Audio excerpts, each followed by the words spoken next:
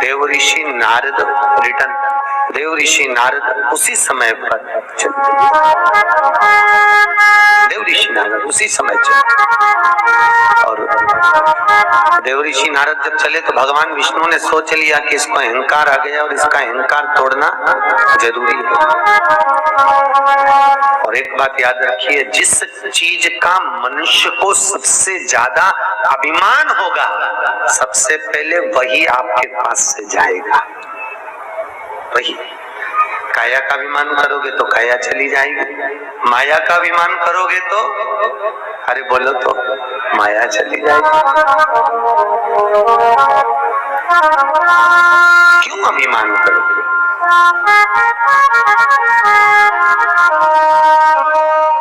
ये अभिमत्ता की चीजें, जिभ्या और दांतों में दोनों में बात हुई तो दांत बोला जिभ्या मेरे बल पे तो जीवित है, और सुन मैं हूं तब तक तेरी कीमत है,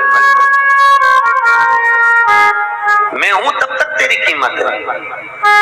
दांतों ने कहा, जिभ्या बोली तक क्यों करता है रे दांत, समय बताएगा। और जिसको ज्यादा अहंकार होता है सबसे पहले वही जाता है। अब तुम अंदाजा लगा लो, बुढ़ापा आता है तो जिभ्या जाती कि दांत जाता है? अरे बोलो तो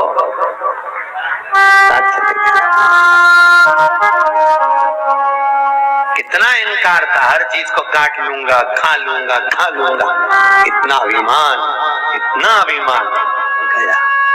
कभी ना बोलिए, ऊंचे वचन से बहुत दूर जाओ, बहुत दूर।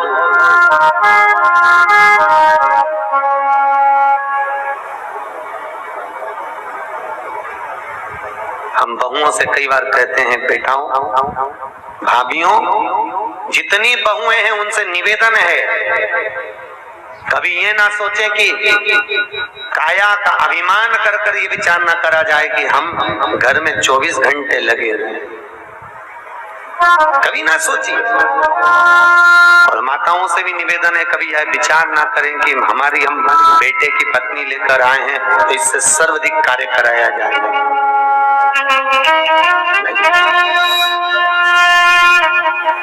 फिर बहू में भी फिर उल्टी चलने लगी। एक सास ने बहू से कहा, बेटा एक एक भिंडी को धोकर पोंछकर फिर काटना। ठीक है मम्मी। बर्तन मंज गए हो तो एक एक कटोरी को, प्लेट को अच्छा धोकर साफ कर कर रखना। ठीक है मम्मी। कचौड़ी बना रही है तो एक एक कचौड़ी को अच्छे से पलटते रहना, जले नहीं और बेकार नहीं हो, तेल ना पिए। ठीक है मम्मी। 8-15 दिन तक बहू ने सुना। दूसरे दिन बहू बाथरूम में गई, 4 घंटा में निकली। सास ने पूछा, बेटा कब निकलेगी? बस निकलती हूँ मम्मी। 5 घंटा हो गया, बहू नहीं निकली। कब निकलेगी? मम्मी बस निकलती हूँ। तो इतनी देर क्यों लग रही है? मम्मी आपके कहे अनुसार चल रही हूँ, एक एक बाल को शैम्पू से धो रही हूँ।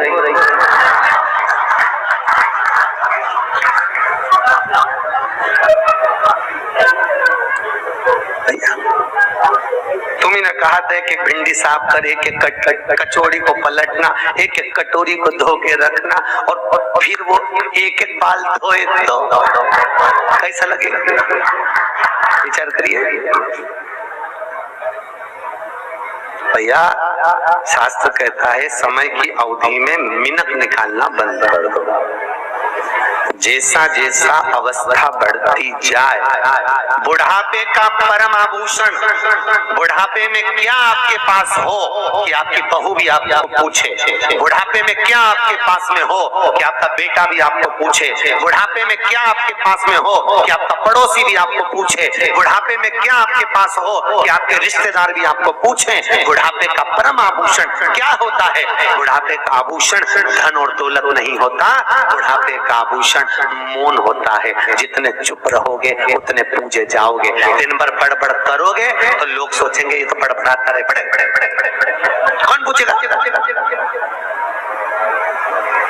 बुढ़ापा जैसे जैसे आए, वृद्धावस्था जैसे जैसे आए, वैसे वैसे अपनी इंद्रियों को संयम रखो, कानों पर संयम रखो। क्या बात कर रहे हैं? कुछ नहीं। मीरा जैसे हो जाओ, आग लगे बस्ती में, अपन रहो मस्ती में। शंभू शंभु शरण मांगू घड़ी दुख दया करी ओ शंभु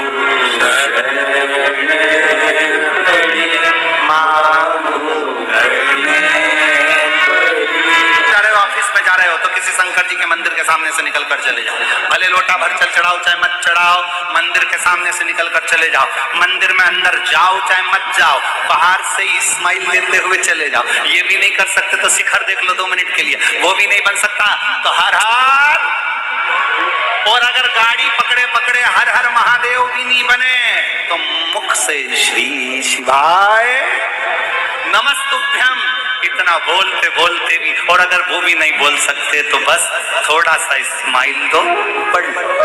अब तुम लोग कहोगे स्माइल भगवान के मंदिर के सामने तो और चल दो, स्माइल से ऐसा हो सकता है? हमने कहा क्यों नहीं हो सकता। कोई व्यक्ति दुकान पर बैठा हो और तुम उसकी दुकान के सामने से 2-3 बार हंसकर निकल जाओ, वो बेचारा डिप्रेशन में आ जाएगा, चिंता में पड़ जाए। इसको तो मैं पहचानता नहीं हूँ, ये जब भी मेरी दुकान के सामने से निकलता है हंसता हुआ जाता है, ये मेरी दुकान के सामने से निकलती हंसती हुई जाती, बेचारा चिंता में पड़ जाएगा। 25 बार सोचेगा इसको तो कहीं देखा है, कहीं देखा है। तुम शंकर जी के मंदिर के सामने से जब मुस्कुरा कर निकलोगे, पार्वती जी शंकर जी से कहेंगी रोज हंस के जाती है, कौन है कौन है,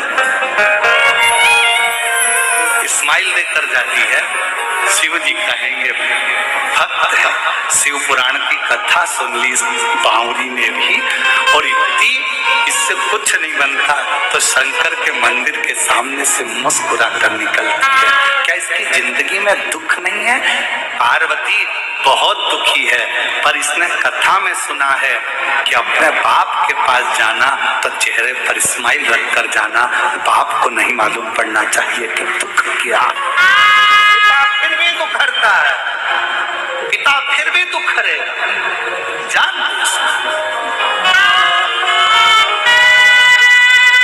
तो जान। और जब उससे कहे विनय करे तो आनंद। कितना सुंदर कहा है, भगवान शंकर प्रथम वारकरी है, भगवान शंकर प्रथम वैष्णव है। भगवान शंकर अगर कोई मुख से राम राम कहता है, 2 बार मुख से राम राम निकलता है तो मेरा शंकर भगवान उसको 21 बार झुककर प्रणाम कर लेता है कि इसने राम राम कहा है। वो प्रथम वैष्णव की गिनती में शिव है, प्रथम वारकरी की गिनती में शिव है। भगवान शंकर तो अपने भक्त के लिए आनंद पाते, शायद इसीलिए तो करुणा करते हैं, इसीलिए तो दया करते हैं।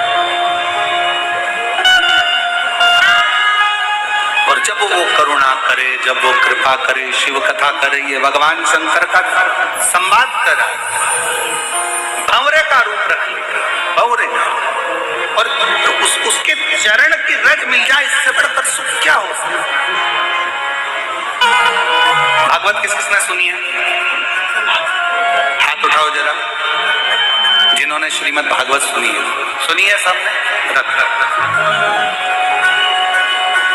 वामन भगवान का चरित्र सुना? जम के तो बोलो। हाँ, क्या मांगने गए थे? राजा बलि के दरवाजे पर। अच्छा, जम के बोलो, 3 पग भूमि। ठीक है, मतलब तुम लोगों ने कथा सुनी।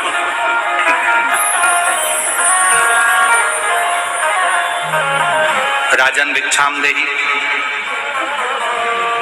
राजन भिक्षाम देहि। राजा बलि आया, क्या चाहिए? 3 पग भूमि। राजा बलि को हंसी आ गई, 3 पग भूमि का तुम करोगे क्या? क्या करोगे 3 पग भूमि का? कई लोगों को बड़ी चिंता रहती है, हमने मंदिर में इतना प्रसाद चढ़ाया, पंडित जी क्या करेंगे? तुम्हें क्या करना, चढ़ाना तुम्हारा काम है, लेकर जाना पंडित जी का काम। बड़ी चिंता। राजा बलि ने पूछा 3 पग भूमि का तुम करोगे क्या? वामन भगवान ने कहा मर्जी मेरी, तुम तो 3 पग दे रहे। 3 पग भूमि में ना गाय बांध सकते हो, 3 पग भूमि में ना सही से बैठ सकते हो, 3 पग भूमि में ना सही से सो सकते हो, ना रह सकते हो, तो 3 पग भूमि का तुम करोगे क्या? राजा बलि ने बार बार भगवान से कहा तो भगवान ने कहा बस मुझे तो 3 पग भूमि चाहिए। राजा बलि ने, शुक्राचार्य जी महाराज आए और वामन भगवान को देखा तो कह दिया कि 3 पग भूमि मत। पर राजा बलि ने उसी समय अपने बेटे को आवाज लगाकर बुलाया कि जा अंदर जाकर जल लेकर आ, मुझे संकल्प छोड़ना है 3 पग भूमि का।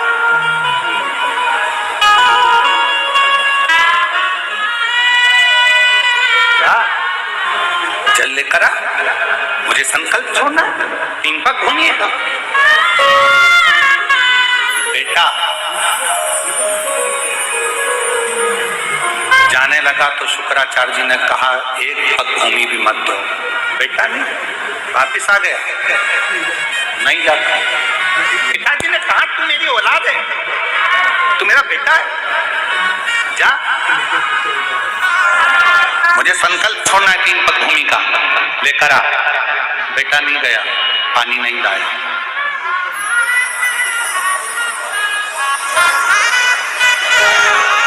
गया ही। एक चरित्र हमको याद आ रहा है, एक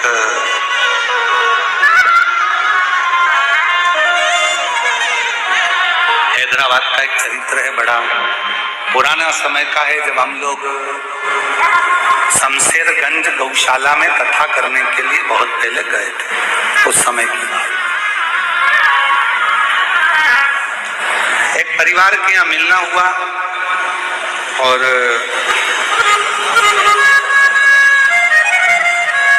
माता पिता को मालूम पड़ा, पिताजी को, कि हम बेटा अच्छे से रह रहा है, सब काम अच्छे से है, पर एक समय ऐसा आया कि बेटे की शादी हो गई। शादी होने के बाद बेटे ने विचार कर लिया कि अपने पिता को अपने घर में नहीं रखना है, इनको वृद्धाश्रम में छोड़। जैसे ही सुना कि वृद्धाश्रम में मेरा बेटा छोड़ने जाएगा, कल मुझको बताया नहीं किसी ने।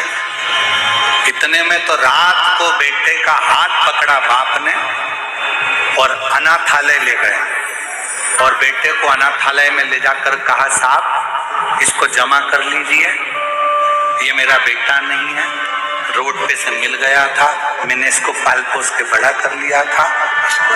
बेटा कहता पापा मैं तुम्हारी औलाद और तुम मुझे अनाथालय में छोड़ रहे हो। बाप कहता है मेरी औलाद ऐसी नहीं हो सकती जो अपने बाप को जमीन जायदाद प्रॉपर्टी दिखाने के बाद वृद्धाश्रम में छोड़ दे। मेरी ऐसी औलाद नहीं हो सकती, इसलिए आज से तू अनाथालय में रह, मैं मेरे मकान में रहूंगा, मेरे घर में रहूंगा। मेरी औलाद ऐसी नहीं हो सकती, मेरी औलाद नहीं। आज राजा बलि ने कहा जाओ बेटा जल्दी जाओ, मेरे को जल ला कर दो, मुझे जल दो, मेरे को संकल्प छोड़ना है। बेटा नहीं गया जल लेने के लिए, बेटा नहीं गया जल लेने के लिए, और जैसे ही नहीं गया राजा बलि को क्रोध आ गया, बेटा तू मेरा पुत्र होकर और तू जल लेने के लिए नहीं गया, आज मैं तुझे श्राप देता हूं, दान करने में तू मेरा रोड़ा बना है, दान करने में तू पत्थर जैसा अड़िग रहा है, इसलिए मैं तुझे श्राप देता हूं कि तू पत्थर हो जा। सुना है भागवत जी में आप लोगों ने ये चरित्र? एक बाप ने अपने बेटे को श्राप दे दिया कि तू पत्थर हो जा। बेटा रोने लगा, क्षमा करो क्षमा करो। बाप कुछ नहीं बोला। क्षमा मांगना है तो ये दरवाजे पर जो छोटा सा ब्राह्मण का बच्चा खड़ा है, जो 3 पग भूमि मांगने के लिए खड़ा है, इससे क्षमा। राजा बलि का लड़का क्षमा मांगने के लिए वामन भगवान के पास पहुंचा, प्रभु क्षमा कर दो, मेरे पिताजी ने मुझे श्राप दे दिया, आपको 3 पग भूमि देना था, मेरे पिताजी संकल्प छोड़ने के लिए जल मंगवा रहे थे, मैं लाकर नहीं दे पाया, पत्थर बनने का, रोड़ा बनने का श्राप दे दिया, क्षमा करो। वामन भगवान ने कहा तुम चिंता मत करो, जब मेरे शंकर भगवान का एक अंश अवतार पृथ्वी पर त्रेता में होगा, मां अंजना के गर्भ से शंकर भगवान का एक पुंज प्रकट होगा जिसका नाम हनुमान होगा। जब हनुमान जी महाराज लंका पर जा रहे होंगे तब तेरे ऊपर लात रखकर फिर उड़ेंगे और तू पाताल में जाकर पुनः मोक्ष को पा जाएगा, क्योंकि तुझे शंकर भगवान के चरण की व्रज प्राप्त हो। अगर आपने रामचरितमानस को पढ़ा हो, कथा देखी हो, सुंदरकांड का स्मरण करा हो, तो हनुमान जी एक शिला पर चढ़े, लात रखी और उड़ गए। जिस शिला पर लात रखी वो पाताल में चले गया। वो कौन शिला थी? आप कह सकते हो कि हमने उस शिला का वर्णन सुना है। वामन अवतार में राजा बलि ने अपने बेटे से कहा था कि संकल्प के लिए जल लेकर आ, और बेटे ने बाप का कहना नहीं माना तो उसको श्राप लग गया।